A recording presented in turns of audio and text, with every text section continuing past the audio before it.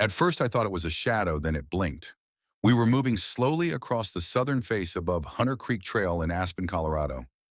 The avalanche had hit 2 days ago, and even now the snow felt unstable under my boots. Everything around me was white sky ground, silence. It felt like the world had been muted, waiting for something. That's when I saw it, a dark spot in the snowbank. Not big, not moving, just there. I stepped closer. My team was 30 feet ahead, scanning the tree in. I crouched down. The spot wasn't a rock. It was an eye-blinking, trembling watching. Then I saw the rest of him, partially buried in the snow fur. Stiff and wet, a black nose twitching as I leaned in. He was covered almost up to his neck, a small frozen form caught in the edge of the slide. A German Shepherd puppy, no collar, no tags, no movement, except for the slow, fearful flicker of his eyes. My breath caught. "Hey, hey, it's okay, buddy," I whispered. Not even sure why he whimpered, not loud, more like a whine that didn't want to ask for help, but needed to be heard. I called for our medic and dropped to my knees. His body was shaking, barely responsive. I dug around him with my hands, trying to be careful not to hurt him. His legs were stiff, he didn't resist. But what stopped me cold, what didn't make sense, was that he wasn't trying to run. Any normal puppy would have bolted, cried, scrambled for safety. But he didn't, even as I started to free him. He stayed frozen, not just from the cold. From something else. His eyes weren't pleading for help. They were focused, looking up toward the trees, toward something behind me. That's when it hit me. This puppy hadn't been trying to escape. He was trying to lead us somewhere, and my heart started to race. Why wasn't he running? He didn't move even when I cleared the snow from his legs. His body trembled, soaked and rigid from the cold. But when I reached out to lift him, he growled low in warning. Not out of fear, not aggression, more like a refusal.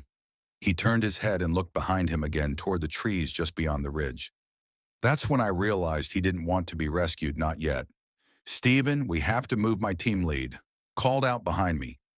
"There's risk of a secondary slide. Let's go." But this German Shepherd puppy stayed rooted to the snow. He took one shaky step forward, then planted his feet and looked back at me. Something was holding him here. Not physically, emotionally. I tried again. "Come on, boy. It's okay now, you're safe." But he let out a sharp bark, loud, urgent, like he was telling me, "Not yet, someone's still here." I looked up toward the trees, nothing but white and ice. The slope above us was dangerously steep, and we weren't supposed to linger. But something in me, some old instinct, knew better than to ignore him. When I was 13, I got lost with my little brother in a snowstorm near Vale. Our family's old German Shepherd, Bruno, went out searching for us. He found my brother first and stayed with him, using his body to keep him warm. While I wandered, that memory came back like a punch to the chest. This puppy's eyes had the same look. He wasn't lost. He was waiting. I dropped to one knee and loosened the strap on my pack. If this puppy wasn't leaving, then I wasn't either. He took another step, weak and dragging, but determined. His paws sank into the snow with every motion. One, then two. He stopped to glance back at me, then kept going. "All right," I muttered under my breath. "Show me." The others radioed in, asking where I was. I lied, said I was assessing a ridge. I couldn't explain it over comms. And honestly, I didn't understand it myself. But I knew this German Shepherd puppy wasn't just stumbling. Aimlessly, he was leading. I followed him up the incline, slow and careful. The snow here was loose, deep, dangerous. Jerry, yes, I had already named him. Jerry was half crawling now, chest brushing the surface, ears flattened from the cold. Every few feet he'd stop, sniff, then dig just for a second before moving on. He was searching, and then 30 yards higher, near a bend in the ridge, he froze. His whole body went still. Head low, nose pointed at a cluster of wind-blown branches under a collapsed pine. I stepped closer, heart pounding.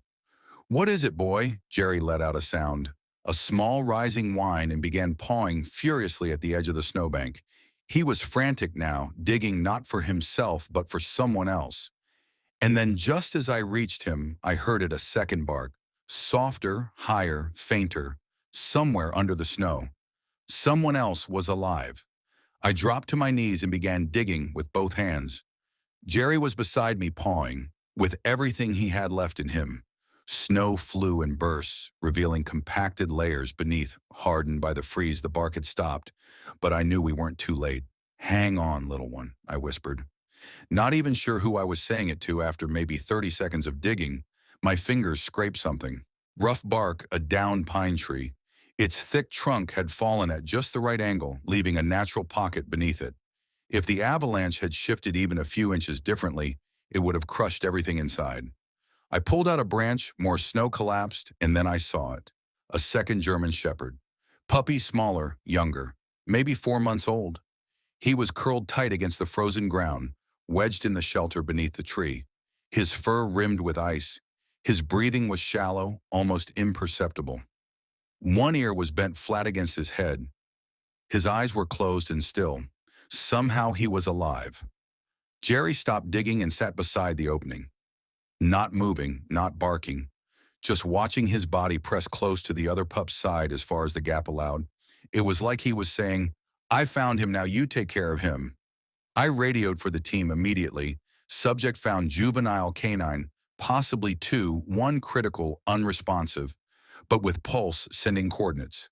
Now they responded, but I barely heard them. All my focus was on the tiny form in the snow. I reached in, gently sliding my arms beneath the pup. His fur was stiff with ice. His pads were cracked, but he didn't resist. He was beyond fear, beyond anything, just holding on. I cradled him against my jacket, feeling how little heat his body retained as I turned. Jerry followed, limping behind me, exhausted. And then it struck me. He stayed all this time, through the avalanche, through the cold, through the terror. Jerry had stayed here in the snow and the silence to keep his brother warm. I swallowed hard, blinking fast. "You did good, boy," I said hoarsely. "You did more than good." As we moved back down the slope, the wind picked up again, swirling flakes across our tracks. I didn't dare think how long the little one would survive, but I knew this much. He never would have made it if Jerry hadn't stayed. And Jerry hadn't just saved his brother's life. He'd reminded me what it meant to love without condition. We made it down just before sunset. The wind had picked up fast, and the sky was turning that deep alpine blue that usually means danger. But I wasn't thinking about the storm anymore. I had two puppies barely clinging to warmth, wrapped inside my coat and rescue pack. One limping behind me, one pressed to my chest, silent and weightless. Back at the trailhead, our medic team was already waiting. Jerry collapsed the moment we stepped into the clearing. His back legs just gave out, but he never wheezed, never cried. He just turned his head, trying to see where I was carrying the little one. The vet techs moved fast. They took Chip. The name came later, but even then he felt like a chip into the heated tent and started emergency warming procedures. IV fluids, warm towels, gentle stimulation. Everything you do when you're not sure if it's already too late. Jerry was next. His paws were bleeding raw from frostbite, and the climb, his tail was stiff and his heartbeat was faint. They wrapped him in thermal blankets and placed a heating pad under his chest. But again, no crying. He was watching the other puppy the whole time. I couldn't stop pacing. I've seen people die on the mountains, friends, strangers. Once I watched a man fall from a ledge. I told him not to approach. I've been trained to act, to detach, but watching those two little bodies on the vet table, one nearly lifeless, the other refusing to look away, I couldn't detach. I thought of my brother. He was 15 when we lost him 3 years ago. He took a solo hike into Elk Mountains and never came back. Snowstorm, no signal. We found his backpack 3 days later. I never stopped blaming myself. I taught him to love those mountains. I showed him how to trust them, and they betrayed him. But Jerry had trusted the mountain too. And when everything went wrong, he didn't run. He stayed for hours, maybe more. He stayed in the cold, half buried in ice, to keep Chip alive. I sat down beside Jerry, brushing a trembling hand over his matted fur. His head leaned weakly against my leg. I didn't say much. Didn't need to, but in my chest something cracked open. He didn't just survive the avalanche, he chose to stay to protect. It was 3 days before Chip opened his eyes. He'd made it through the first night only because of Jerry. Every vet at the clinic said so. His body temp had been so low, they couldn't get a reading at first. But he fought slowly, quietly, like he'd already learned that survival didn't come with noise. It came with someone beside you refusing to leave. Jerry was recovering too. They kept him in the same room as Chip, and that may have done more than the medicine. Every time we visited, Jerry would perk up a little more. The trembling faded, his eyes were still serious, older than they should have been, but his tail finally started to twitch when I walked in. He wouldn't eat unless I was there. I'd bring boiled chicken and sit on the floor beside him. He'd sniff at first, cautious, thoughtful, then take a small bite chew. Slowly watch me the entire time. The bond had already formed. I felt it in my chest like gravity, but I didn't let myself believe it meant anything. Not yet. I came every day, told myself it was just to check in, told the team it was follow-up protocol. But the truth, I needed to see them. I needed to sit beside that kennel and feel Jerry's gaze on me, feel the weight of what he did. Because Jerry hadn't just guarded Chip. He hadn't just survived. He had made a choice one. Most people wouldn't. He had stayed, and I couldn't stop thinking about that. One night I stayed later than usual. The techs were cleaning up, and I sat beside the crate, fingers through the bars. Jerry crawled toward me head low. He rested his chin on my hand and just stayed there. I don't know how long we sat like that. I didn't want to move. I thought about Bruno, the German shepherd we had when I was a kid. He saved my brother once, years before we lost him. There was a day in a canyon when we got separated. Bruno went with my brother, stayed with him through the night, kept him warm, kept him calm when they found them. Bruno had icicles in his fur, but he hadn't left his side. Neither had Jerry. The tech passed by and smiled. He's something else, huh? Quiet type thinker? Yeah, I said, eyes still on him. He's not just a puppy. That night, as I was leaving, Jerry stood in his kennel and watched me go. Didn't whine, didn't bark, just stood there, silent, steady. And for the first time since losing my brother, I felt something stir beneath the grief. A whisper of connection, a flicker of trust. I'd lost too much. I wasn't ready to lose again. But maybe, just maybe, I wouldn't have to. They moved Jerry and Chip to the local rescue shelter by the end of the week. It was the right step medically, logistically. The vet staff needed space for new emergencies, and the shelter was one. I trusted. I'd volunteered there before, trained. New handlers, donated gear. Good people, good hearts. But still, I hesitated the day we dropped them off. I stood by the kennel gate longer than I should have. Chip had finally found his bounce, still a little wobbly, still thin but alert and curious. He sniffed at my boots, then tumbled over himself, trying to reach a toy across the floor. Jerry was different. He walked in slowly. No whining, no excitement. He took stock of the space, eyed the corners, the doors, the people. Every movement was calculated, silent, controlled. He's a thinker, one of the vets had said a few days before. And it was true. Jerry didn't act like a puppy. He acted like an old soul.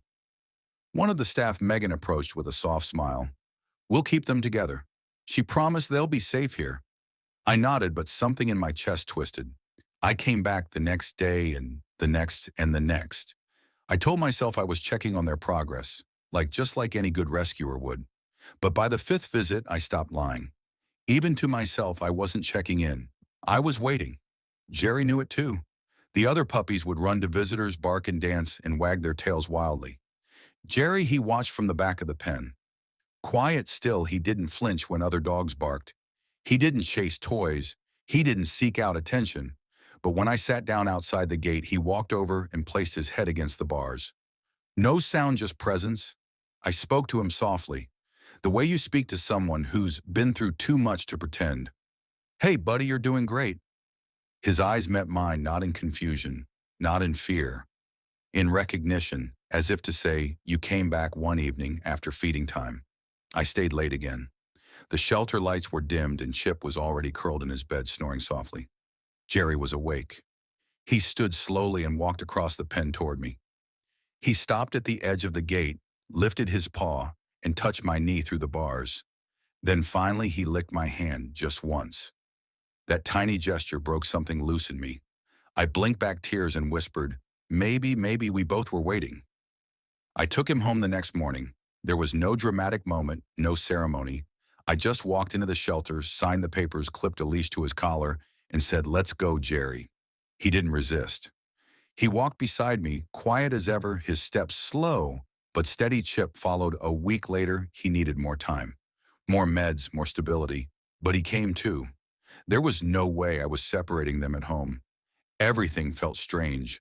I hadn't lived with anyone in 3 years. The silence of the house had long ago become its own kind of comfort, predictable still. But the moment Jerry stepped inside, something shifted. He didn't bark. He didn't run. He just explored methodically, room by room. He sniffed the worn couch, the stone fireplace, the boots by the door.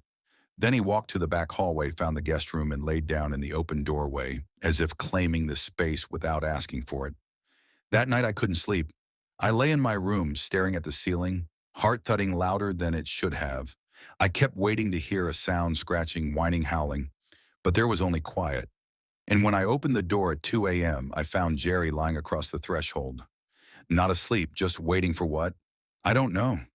Maybe for me. I sat down beside him. Legs folded back against the wall, he lifted his head and rested it on my foot. No drama, no questions, just that presence. The next few days settled into a rhythm. Walks, meals, long hours on the porch. Chip came home, and the energy shifted. The little guy bounced through the rooms like a pinball, all ears and clumsy joy. Jerry never tried to match it. He watched, always watched. And when Chip would tire himself out and curl into a ball beside the fire, Jerry would walk over and sit beside him. Not touching, not crowding, just guarding. That's when I understood Jerry didn't want to be rescued. He didn't cry for help in that snowfield. He didn't beg to be saved. All he'd ever wanted was someone to stay, to not leave, to just be there that night. As I stood in the kitchen washing dishes, I looked up and saw Jerry lying in the hallway again, eyes half closed, tail resting on the floor, breath slow and steady, and for the first time in years I felt it. Not emptiness, not grief, something else, a beginning. It had been a month since the avalanche. Jerry and Chip had become part of my daily life. Not like furniture or habit, but like breath. Something always there. Something you didn't realize you needed until it was suddenly present again.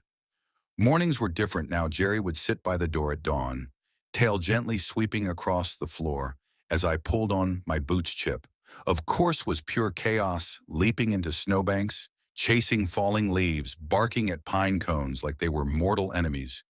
Jerry just watched him, always watching. Some days I'd catch Jerry staring at the rug line, beyond the trees, ears up, body still, as if he remembered, as if part of him was still there. But then he'd turn and walk back toward me.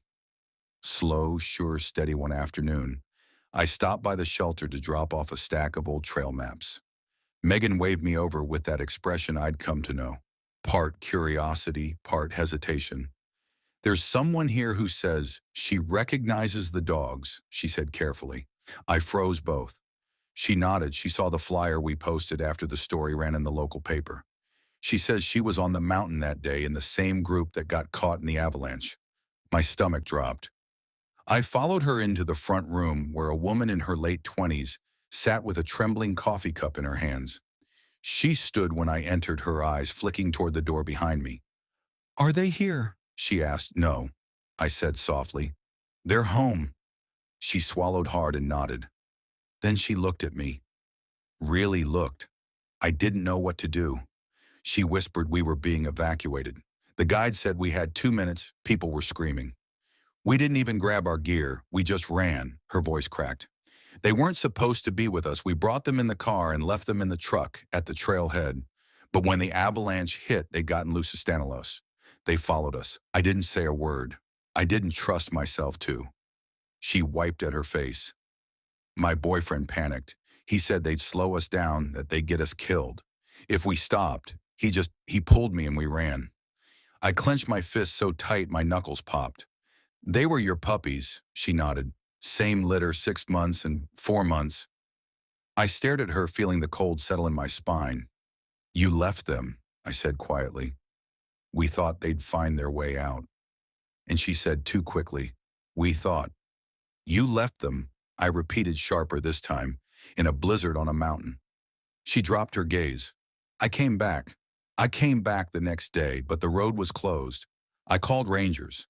I didn't know whether to believe her. Didn't know if it mattered. They were buried. I said Jerry was half frozen. Chip unconscious, they didn't run. They didn't follow anyone. Jerry stayed with him, kept him alive. She covered her mouth with her hands and sobbed.